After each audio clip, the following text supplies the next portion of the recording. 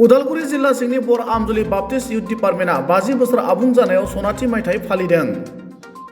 बरआमज Baptist youth डिपार्टमेन्टनि सनाथि मायथाइ फालिनाय हाबाफारियाव बुंथिगिरि आलासि महरै बाहागो लानाय प्रान्जल दैमारि आरो गुबुन गुबुन बिबाननि बिबानगिरिफोरा खौरां बिजोङाव ओरैबायदि बुङो। जोंहा जितु लाइमोना 1973 निफ्राय 2023 दायो 50 इयार्स जाफैबाय आरो जों 50 इयार्स जों गाजा गोमजा खुंदों आरो बे खुंनाया दिनैनो जोबगोन आरो जोंहा जेबो सिन थालांनाय नङा। बेखायनो जोंनि लाइमोनफोरा बेखौ सानखांबाय जे जों माबा मोनसे नेरसोन गारलांनो हायो नामा। स' बेखौ जों थांखिनानै जों आरो आथिखालाव जे सेंग्रा सिख्लाफोर बा जोंनि फरायसाफोर जे लेखा फरायनायाव एसे उनफिनलांदों, थारमाने लेखा होनबा बिजाब होनबोला नायनाय गैला आरो मबाइलावसो बेस्थ' थायो। दा बेखौ जों नोजोर लाखिनानै जोंनि लाइमोना बे गल्डेन जुबलिजों लोब्बा लाखिनानै जा 50 इयार्सनि जितु मोनसे लाइब्रेरि बा बिजाब बाख्रि जों बेखौ जों थिरांथा खालामनाय जाबाय आरो बेनो जोंनि 50 इयार्स जे लाइमोना 2023 जे खुंदोंमोन बेनि नेरसोन हिसाबै बे बिजाब बाख्रि बा लाइब्रेरियानो जोंनि नेरसोन हिसाबै थालांगोन। मा बिजाबफोर मोननो हागोन? जों दायो जेसेबांखिनि सेस्था खालामदोंमोन हाख'वाखै, नाथाय जोंहा जितु लेखा जों सोनांगौ बेखौ दासिमबो सोजोबनो हायाखै। जास्ट गांनैसोल' लेखा दोङो आरो जों सानदों जे गासै जेसेबांखिनि नांगौ जोंनि उथिबोनाय जे सेंग्रा सिख्लाफोरनि जि लेखाफोरा गोनांथि बे लेखाफोरखौ जों बेयाव जों जमा दोनगोन आरो जायफोरा जे फरायनो गोसो लेखा नायनो गोसो नोंथांमोना बेयावनो फैनानै फ्रियावनो नायनो मोनगोन आरो जों बेखौनो टारगेट लादों जे खारन जों लेखा होनना बुङोब्ला आथिखालाव नुयो जे लेखा बायनायाथ' गोजाननि खोथा, जे लेखा मोनब्लाबो बिल लिरनानै नायि बेफोरबायदिखौ नुदों आरो ओंखायनो जों बेखौ सेस्था खालामदों जे जेन सेंग्रा सिख्लाफोर उथिबोनाय जे फरायसाफोरा जेन सप्तायाव जेन खनसे जेन फैनानै बेयाव लाइब्रेरियाव हाबनानै जेन फ्रियैनो जेन नायनो हागोन बेखौ बे लेखाखौ। आरो बेयाव जोंनि जास्ट रिलिजियासल' नङा जे ससियेलि जे लेखा थागोन आरो जों सोलोंनायनि थाखाय जा जितु इडुकेसननि गोनांथि बेफोरबायदि लेखाफोरखौबो जों बेयाव दोननाय जागोन। जों जिहेतु लाइमोन नाजासेयावबो जों बहुद सेस्था खालामदोंमोन, नाथाय जों मेनलि जों बांसिन नोजोरखौ जों लाइब्रेरिखौ नुहुरनायखाय जों लाइब्रेरिखौ बांसिन नोजोर लाखिग्रोनाय थाबाय आरो जोंहा एसे फाइनान्सियेलिबो उसुबिदा जानायखाय जों बाखि जों गोसो होस्लाबनो हायासै। बेनिखायनो जों लाइब्रेरिखौनो जों बांसिन नोजोर लाखिनानै फरायसा फरायसुलिफोरखौ नोजोर लाखिनानै जों लाइब्रेरिखौनो जों थांखिग्रोनाय जाबाय। जों जुदि हायोब्ला उननि समाव आरो जों गुबुन बेब'स्था जों लानाय जागोन। थांनाय 1973 मायथाइयाव जोंनि लाइमोन बिफाना बा युथ डिपार्टमेन्टआ जोनोम मोन्दोंमोन आरो इसोरा जोंनिनो मण्डलिनि लाइमोनफोरखौ थुलुंगा होनानै जाय गायसनगिरिफोर बिथांमोनखौ बाहायनानै बे लाइमोन बिफानखौ जोनोम जाहोदोंमोन। आरो जों फैयै फैयै 1973 निफ्राय लानानै दिनैसिम 2023 मायथाइसिम 50 बोसोर जाफैबाय आरो बे गोलाव सम जोङो इसोरनि दैदेननायाव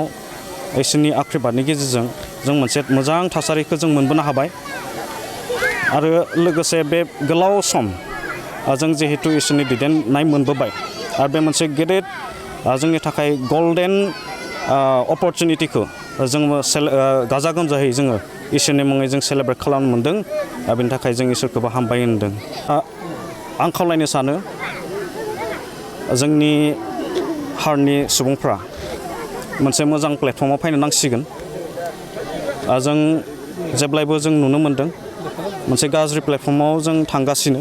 नाथाय फैबाय थानाय गोदान बोसोरखौ जों लानानै जों जिहेतु मोजां प्लेटफर्माव हायनो हानाय बायदि आं बयनिसिमबो आङो मोनसे हुबैसा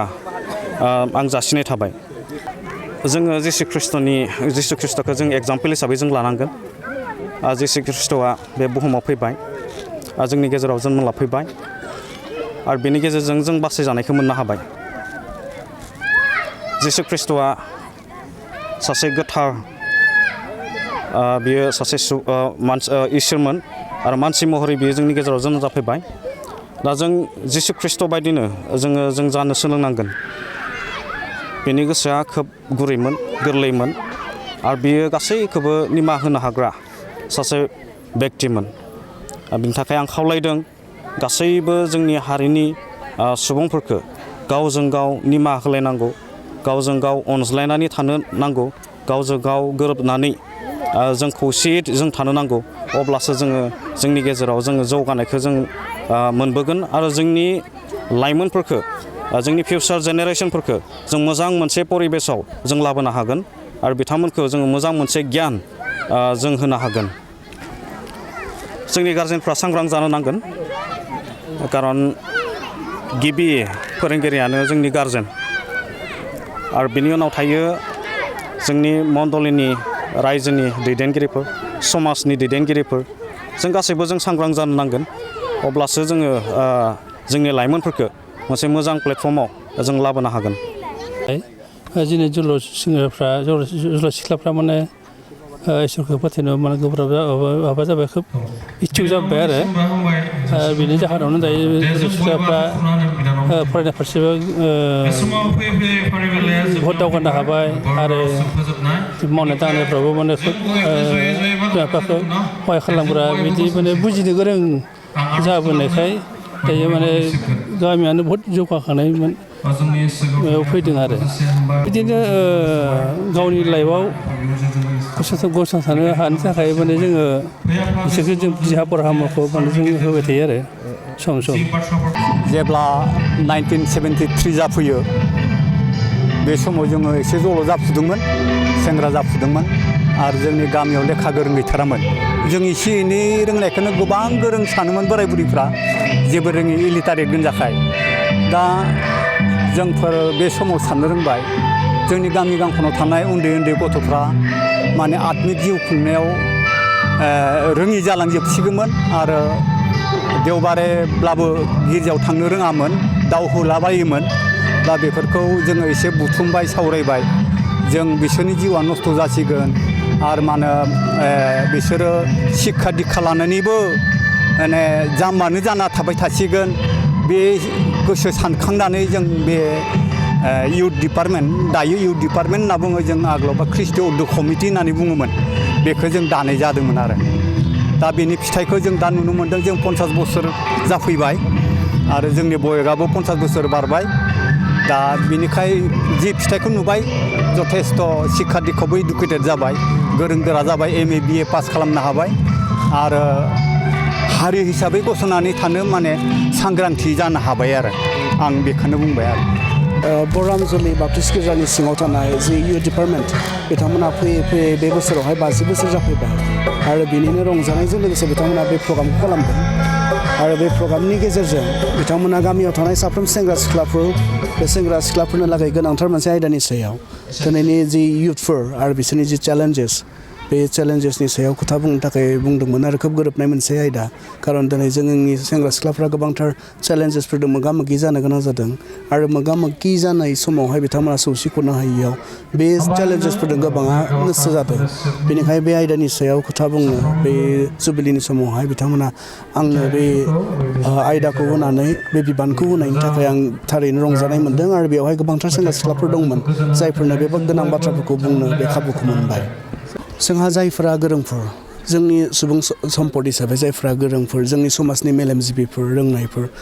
आसलते सेंग्रा सिख्ला समाव गोबां खोथा बाथ्रायाव मानसिया इगनरेन्ट जायो मोनथियै जायो खिन्थु बिथांमोनखौ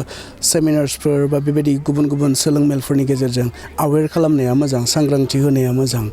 आरो बे बेबस्थाखौ जुदि जोंनि समाजनि दैदेनगिरिफोर बा जोंनि गिर्जानि दैदेनगिरिफोरा जेब्लाबो लाफ्लायोब्ला आं सान्दों गासैखौबो नङाब्लाबो गोबांखौ जोङो बे समस्याफोरनिफ्राय हमथानानै जोङो बिथांमोनखौ बासायनानै लाखिनो हागोन होननानै आं सानो दिनै जोङो जि स्पिरिचुवेल दिग एबा धोरोमारि जि बिसय बे बिसयफोरखौ जों नेग्लेक्ट खालामदों सरासनस्रायै बेयो मोनसेल' धोरोमनि बाथ्रा नङा गासैनो धोरोमाव जों बेखौ नुनो मोन्दों आरो बे जाबाय जोंनि गोबां सेंग्रा सिख्लाफोरा दिनै इसोरनि फारसे बा स्पिरिचुवेल मेटार्सफोरनि सायाव बिथांमोना जेबो गोसो होआखै जि संसारनि जि स्टान्डार्ड बा संसारनि बायदि बिथांमोना सोलिनो थांनो नागिरदों आरो बेयावखायनो बिथांमोना धोरोमारि माखासे बिसयफोरखौ बा धोरोमारि माखासे एक्टिभिटिसफोरखौ बिथांमोना नागारलांनो इच्ছা खालामदों जोंनि जि जिबन बेयो समनि सिङाव आरो समजों गोरोबनानै सम बायदियै जों खामानिफोरखौ मावनो रोङाब्ला जोङो जिउआव जेबो देरहानो हाया बेनिखायनो जों मानसि हिसाबै जों समखौ बुजिनांगौ बेयो आंनि थाखाय मा सम आरो बे समाव आं मा मावनांगौ बेखौ जों मावनो रोङाब्ला जोङो रावबो जौगानो हानाय नङा आरो बियो जोंनि मोनसे गेदेर प्रब्लेम एज ए होल इन्डियायावनो जोंनि गोबां मानसिफ्रा समखौ जेबो भेलु होआ बेसेन होआ बेयो आरो बेबायदि जों थांबाय थायोब्ला जों जौगानो हानाय नङा खारन गासैबो समाव मोनफा मोनफा समजों लोगोसे मावनो गोनां जोंहा बिबानफोर थायो आरो बेखौ जों समजों लोगोसे मावनो रोंनो नांगौ जिसुआ बुंदोंमोन गुबुनखौ गावखौ बादि अननो आरो जेब्ला जों जिसुनि बे बुंनायखौ मानिगोन ना जेब्ला गुबुनखौ गावखौ बायदि अननो रोंगोन अब्लाना खौसेथिया फैगोन गोरोबलायनाय अनलायनाया फैगोन गुबुनखौ गावखौ बायदि अननो हायोब्ला जों गुबुननि इनाय खालामनाय नङा गुबुननि जों जेबो खहा गोनां खामानिखौ मावनाय नङा दा बेनिखाय जों जुदि खौसे थानोब्ला जोंनि गेजेराव अनलायनाया थानांगोन गोदान बोसोर फैबाय आं मिजिं खालामो जोङो बांसिन गावखौ बायदि गुबुनखौ अननो हागोन गुबुननि थाखाय जों गावनिखौ बायदि जोङो साननो हागोन